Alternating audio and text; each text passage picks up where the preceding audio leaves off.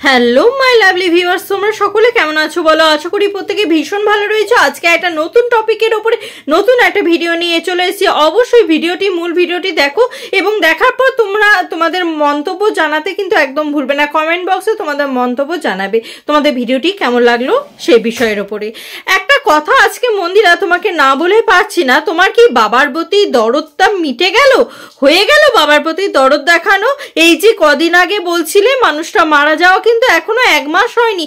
এই যে কদিন আগে বলছিলে বাবা তুমি কেন চলে গেলে, আমি চাই পরের জন্মে তুমি আবার আমার বাবা হয়ে এসো এবং আমি এটা চাই যে আমি তোমার সাইকেলে চড়ে চড়ে ঘুরে বেড়াবো। সত্যি এত দরদ এত দরদ এত দরদ দুদিনে মিটে গেল? যে মানুষটা চলে গেছে সে তোমার বাবা, অন্য কেউ নয়, সে তোমার বাবা। তার প্রতি দরদ এত তাড়াতাড়ি মিটে যায় কিভাবে তোমার? আর সবচেয়ে বড় কথা, একটা কথা ভিউয়ার্স তোমরাও জেনে রাখো, তোমরাও কি কখনো কোনোদিন করতে পারবে? আমি জানি ভিউয়ার্স তোমরাও পারবে না। নিজের মানুষ মানে বাবা মা এরা কতটা কাছের হয়, এরা মারা যাওয়ার পর কিভাবে পারছে এত আনন্দে এত উল্লাস মানে এত উন্মাদনায় থাকতে? বুঝতে পারছি না। এর কি মেন্টাল কোনো ডিফেক্ট রয়েছে? এর মনে হয় মেন্টাল ডিফেক্ট রয়েছে। মেন্টাল ডিফেক্ট না থাকলে কিভাবে পারে যে মানে এতটা আনন্দে থাকতে? বাবার জন্য একটুকু কষ্ট হয় না? তোমাকে শুধু তুমি টাকাই চেনো, টাকা ছাড়া আর কিচ্ছু চেনো না। বাবার মৃত্যুটাকে বিক্রি করে তুমি টাকা রোজগার করা, বাবার প্রতি দরদ দেখিয়ে যেটুকু টাকা রোজগার করা হয়ে গেল, বাবাকে বিক্রি করে টাকা রোজগার করা। এবার চলে এসো নিজের ফুর্তি আনন্দ নিজের ভালোবাসাটাকে বিক্রি করে এবার টাকা রোজগার করতে এসেছো। কতটা তুমি টাকার পিশাচ বোঝো, এত টাকার পিশাচ। আর সবচেয়ে বড় কথা, একটা কথা বলি মন্দিরা, খুব ভালো করে কান খুলে শুনে রাখো।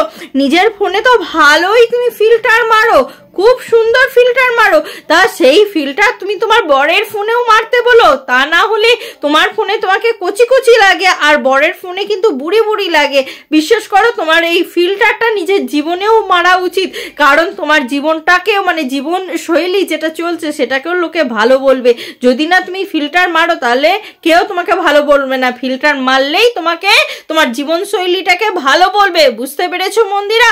আর একটা কথা আমি আগের ভিডিওতেও বলেছি, যারা দেখোনি সন্তানের প্রতি ওর কি দায়িত্ব সেই ভিডিওটা দেখে এসো, আর যারা দেখোনি প্লিজ দেখে নেবে।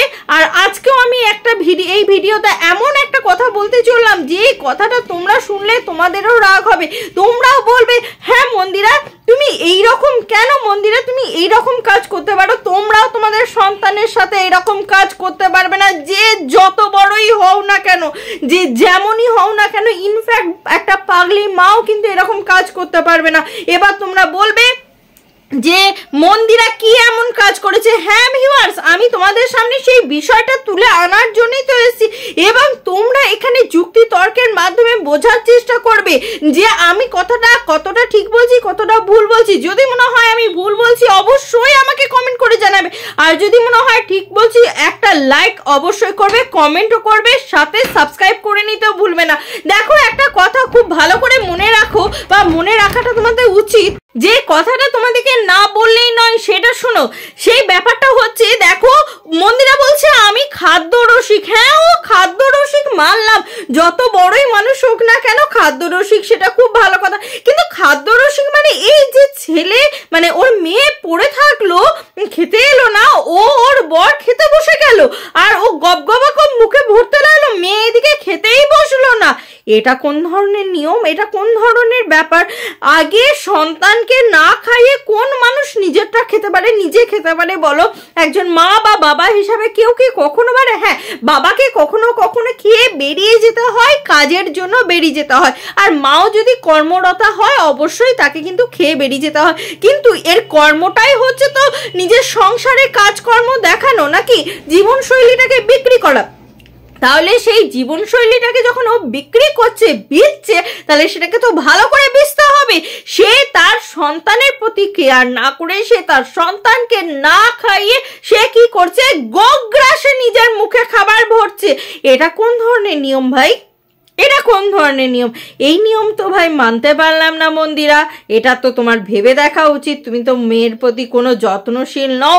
তুমি মেয়ের প্রতি যদি যত্নশীল হতে তাহলে আগে ওকে খাইয়ে দিতে, নয় ওকে খাওয়ার উপযুক্ত করে দিতে, বা ও আসা অবধি ওয়েট করতে, তারপরে নয় খেতে বসতে।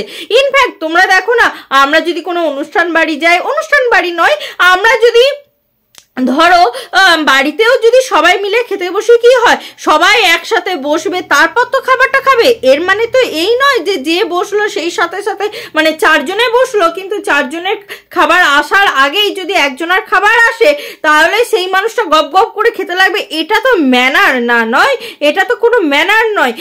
একটা ভালো ম্যানার এটাই যে 4 জনের খাবার আসবে তারপরে আমরা সেই খাবারটা গ্রহণ করব, এটাই তো ম্যানার নাকি? তাহলে একসাথে খেতে বসার মানে ব্যাপারটাই কি হলো? একসাথে খেতে বসার কোনো ব্যাপারই থাকলো না, তাহলে মানুষ একা একা খেলেই পারে। তাহলে এই মন্দিরা নিজের মেয়ের প্রতি এত যত্নশীল নয়, নিজে শুধু এই মন্দিরা নিজেরটুকু বোঝে, নিজের স্বার্থটুকু বোঝে, আর কিচ্ছু বোঝে না। এ স্বার্থপর মেয়ে, প্রচুর পরিমাণে স্বার্থপর মেয়ে। 2 দিন আগে ওর বরকেও চিনতে পারছিল না, 2 দিন আগে ওর ভালোবাসাকে চিনতে পারছিল না, 2 দিন আগে ও এই রানাঘাট ছেড়ে দূরে পালিয়ে যেতে চাইছিল। এই রানাঘাট ওর খুব অপছন্দের জায়গা ছিল 2 দিন আগে। আজ সেই মন্দিরা তোমরা ভাবছো যে একেবারে ভেতর থেকে পুরো চেঞ্জ হয়ে গেছে? না, কোনো মানুষ ভেতর থেকে এইভাবে চেঞ্জ হতে পারে না। শুধু উপরের খোলসটাকে চেঞ্জ করেছে তোমাদের সামনে ভালো প্রেজেন্ট করার জন্য, কারণ টাকা রোজগার করতে হবে। এই মেয়ে নিজের স্বার্থ আর টাকা ছাড়া কিচ্ছু জেনে না, কিচ্ছু না। তো ভিউয়ার্স, তোমরা যদি আমার ভিডিওটি আজকে নতুন দেখে থাকো অবশ্যই চ্যানেলটা সাবস্ক্রাইব করে নিতে ভুলবে না। সাবস্ক্রাইব করে নিয়ে বেল আইকনটা ক্লিক করে দেবে যাতে অল অপশনটা অন হয়ে যায়, যাতে আমি যখনই কোনো ভিডিও দেবো সবার ফার্স্ট তোমরা যেন দেখতে পাও। আর যারা যারা এখন অবধি আমার চ্যানেলটা সাবস্ক্রাইব করনি প্লিজ সাবস্ক্রাইব করে নেবে। আর ভিডিওটি যারা এখনো লাইক করনি অবশ্যই লাইক করে দেবে। আর এবং তোমাদের অমূল্য মতামত জানাতে কমেন্ট বক্সে একদম ভুলবে না। আজকের মতো আসি বন্ধুরা, আবার দেখা হবে তোমাদের সাথে নতুন একটা ভিডিও নিয়ে, নতুন একটা জোশের সাথে। ততক্ষণের জন্য টাটা।